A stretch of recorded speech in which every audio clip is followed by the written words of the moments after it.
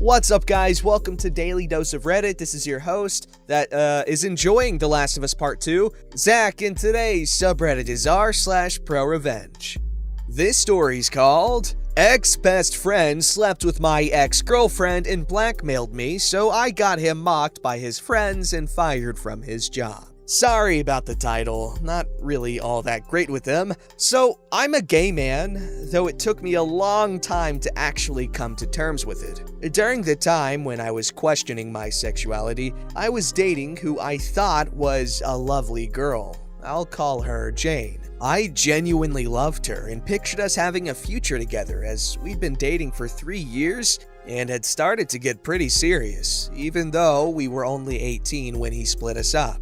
You lot know what young love is like. Anyway, the only other important people in this story are my ex-best friend James and my absolutely incredible boyfriend Alex. Not their real names, by the way. Also, this is a long read, so sorry about that. I tend to ramble and I'm not that much of a writer, so sorry if this kinda sucks. And yes, he's not lying, this is a very long story, but that's okay. James and I had been friends since we were about 10 or 11, and we got close, to the point that we felt more like brothers than best friends. He was really supportive of my relationship with Jane and would constantly talk about how glad he was that she made me happy. Though, when I look back on it now, he had a habit of constantly talking about how gorgeous she was, how sexy she was, and how I was such a lucky guy. I understand the last one, but he was a bit excessive when he talked about how attractive Jane was, but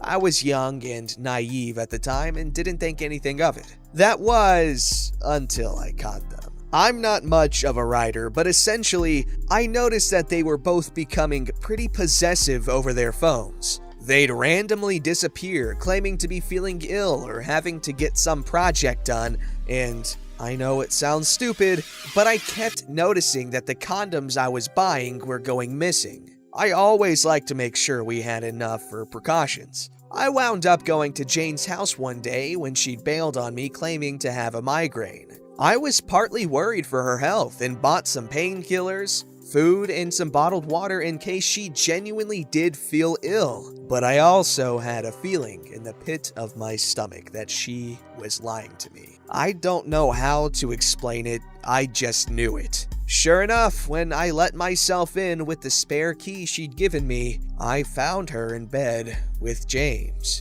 I was heartbroken. The two people who I cared about most in the world and who I thought cared about me went behind my back like this. I was furious. We had a major argument. Jane begged me to listen to her whilst James yelled at me, and I eventually just stormed out. I wanted to go and tell everyone what they'd done and shame them for it, but that's where the problem arose. Remember at the start where I mentioned that I was questioning my sexuality? James knew about it. Of course, he knew I'd never leave Jane to sleep with a bunch of guys, but he was fully aware that I'd figured out that I was attracted to guys and girls. More like just Jane in particular, as I don't really feel any attraction towards girls anymore. And he used this against me. He knew full well how terrified I was that my parents would disown me, and he made sure that if I didn't keep my mouth shut, then my parents would find out.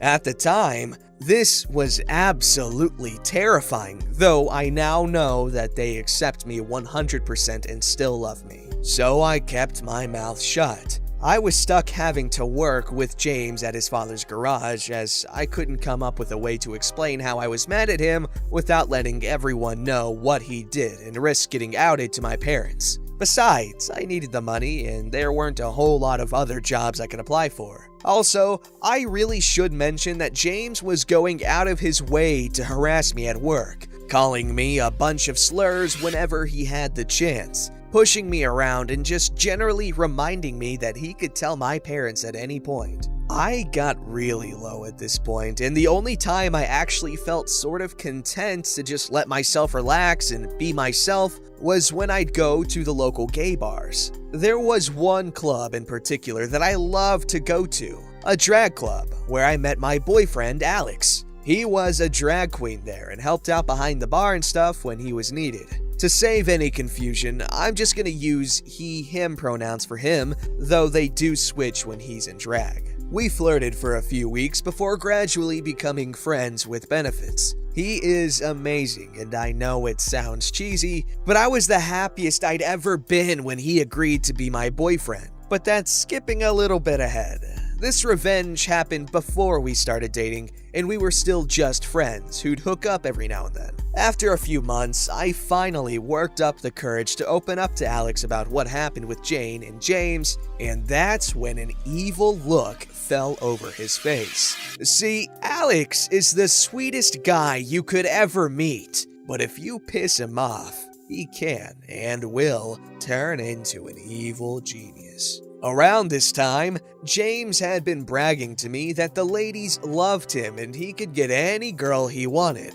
I really doubt that. He'd always been kinda like this, but he upped the bragging in an attempt to annoy me. He also told me how any girl that I dated would leave me in an instant to sleep with him. So Alex suggested we put that to the test. Cue the revenge. We started off small. See, James had given me his email address a few years prior, and just as I thought, he couldn't be bothered to change it. So I decided to be very generous and sign him up to a premium subscription to several gay video of an adult variety websites, and decided to be courteous and agreed to receive emails about notifications, new offers, and other things he may be interested in. Just to be nice and make sure he had some variety. Oh, did I mention that this was the email address he allowed his father to use? Oops. It cost me a fair bit of money, but I made sure that he got the best offers. Alex was more than happy to chip in to help me. It was worth it. We were working in the garage, and his dad stormed in and asked to speak to him. Now, his dad didn't really give a crap about his kid being gay, but he was mortified that his son would order this much video of the adult variety and put it in their shared email address. He genuinely thought for months that James was a sex addict. We may have signed him up for a bit more than we thought. I logged into the email after the first 2 weeks of him being signed up for the subscriptions, and he had well over 100 emails about his accounts. This is when, like we'd hoped, James started getting more aggressive. He'd barge into me, screw up my work to get me in trouble, and send me disgusting messages, as well as threatening and insulting me in person. I took note of everything. I kept a notepad to log the dates and times of the incidents, and kept a detailed description of everything he did, every insult and every threat. I'd screenshot all the messages from him and record every insult and threat he'd throw at me on my phone. Alex helped me organize all of this onto files, and then we saved it all onto a hard drive. This would be important for later. This is when we decided to move on to the next phase of our plan, the girlfriend. And no, not Jane. Also, I should mention that he and Jane split up only a couple of weeks after I found out about the affair. They were never gonna last. See, Alex passes extremely well when he's in drag. Being feminine already makes it a bit easier. His voice isn't all that deep, and he can sometimes be mistaken for a girl with a slightly deeper voice. He usually exaggerates his makeup and clothing, but for this phase of the plan, we decided to get him to tone down the makeup slightly to make it appear more natural, and a mutual friend of ours took him aside and gave Alex some of her clothes to wear. We then created a fake Facebook account for my new girlfriend, and Alex and I posted some cute couple photos on this account and my own personal Facebook account, posting all your usual lovey-dovey stuff that you see on couples' social media. Then we put our plan into action. Alex would come to pick me up from work a couple of days a week, dressed as an extremely beautiful girl, if I do say so myself. We'd chat, hold hands, hug and kiss, and just generally act like a couple. James obviously noticed. He took the bait and began chatting to Alex when he was waiting for me to finish up, and eventually wound up sending him, or our fake account, a friend request, which Alex was all too happy to accept. It took a few weeks, but after a while of just talking about work, school, TV shows, and music, James finally started to edge his and Alex's conversations into more sexual territory, which was exactly what we were looking for. Alex answered accordingly. He had tried to send Alex nudes, hoping to get some in return, but we deleted those straight away. We thought that would be a little too far, even for this douchebag. This continued for a few weeks until we had everything in place. Alex made sure to screenshot the messages, and then we went ahead and changed the name of the Facebook account to Alex's name and deleted the couple pictures on it. I sent the screenshots of the conversations with Alex to James's friends. They were pretty accepting and usually were the ones to call James out when he was being a butthole, and they took great pleasure in mocking James for it. The look on James's face when his friends mentioned his little boy toy was absolutely priceless. I'm not sure he'll ever live it down. The people he picked on at school even snapped back at him that he's the one who was sexting another guy, so where the hell did he get off calling them a bundle of sticks used for fuel? This pissed him off to no end, as he knew that they were right, even if he hadn't known Alex was a boy at the time. James also had the sort of expected reaction and started sending Alex a bunch of hateful messages and threats, only helping our case as we'd screenshot the messages and add it to the folders on the hard drive. Once I had what we thought was enough evidence, I decided to take it all to James's dad, mine and James's boss, and explained everything that was going on. From the cheating with Jane to the blackmail and threats, he just sat there and listened, allowing me to show him the proof I'd gathered. He did find the petty revenge with Alex in drag pretty funny, but the rest of the time his face was just kind of blank, with a hint of anger in his eyes. He thanked me for the information and went off to speak with his son. James got fired on the spot. I agreed not to go to the police as this could end up with some pretty bad press for his dad's company, and his dad was a pretty cool guy. I knew he was all talk, so there was no real threat of danger. I received an amazing reference from James's dad for a job I desperately wanted and eventually got, no doubt helped by said reference. James's parents flipped out on him. They refused to give him his job back and made him go out and actually put in the effort to get and keep a job. He had gotten used to being able to slack off as his dad owned the place and technically couldn't fire him. They also sold the car they'd been letting him use and told him to pay for a new one with his own money. It took him about 2 years to save up enough money to buy his new car. It all eventually came out about James and Jane's affair.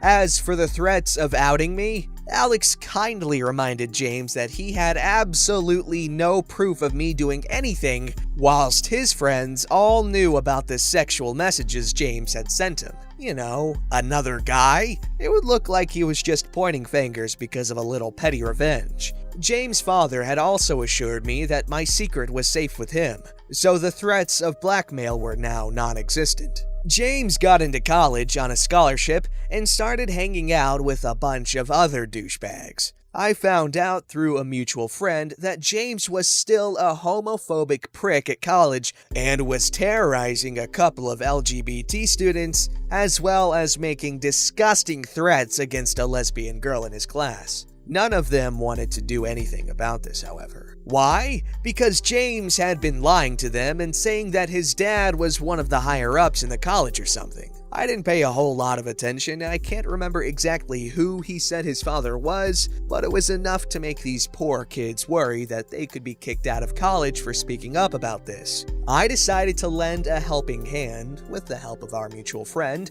I emailed a bunch of the disgusting screenshots, recordings of some of the threats and some of the homophobic, racist, sexist things he'd posted on his Facebook page, which he had deleted before the college could see them, to the higher-ups in the college. They were not happy with what they saw. They eventually revoked his scholarship after a few of the students, with some encouragement, spoke up about the harassment and threats. I honestly have no clue why he turned out like this. His parents are absolutely lovely, open-minded people. It's crazy. James's parents kicked him out after that. He stayed with his friends for a few months before he managed to get an apartment. Last I heard, he was working in a fast food restaurant, working to get into another college. I genuinely hope he bettered himself and that he can do well in his life. Everyone's capable of change, right? I'd also like to clarify that I didn't care all that much about getting back at Jane because,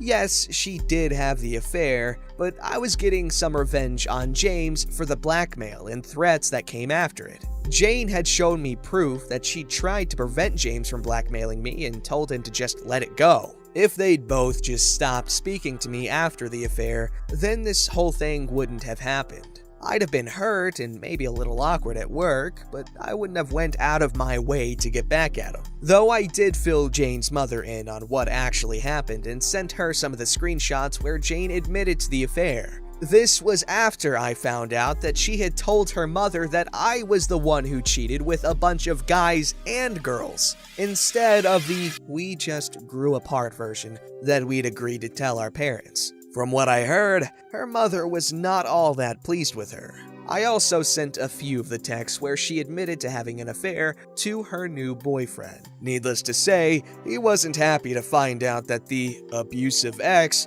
was actually just an ex who she cheated on. They're still together from what I heard, so all I can say to that guy is, good luck, my dude. I eventually did end up coming out to my parents and they were surprisingly supportive, which was amazing, and Alex and I got together a year or two after these events, and we're still very much in love. Sorry if this doesn't count as a pro-revenge, but a couple of friends suggested I post it here. I know there's probably a bunch of spelling mistakes and the story might be a bit all over the place, but I'm not much of a writer, so my apologies. That was a good story, some good revenge, I appreciated it. Also, that James guy, what a jerk. I knew a James back in high school, and he was a jerk.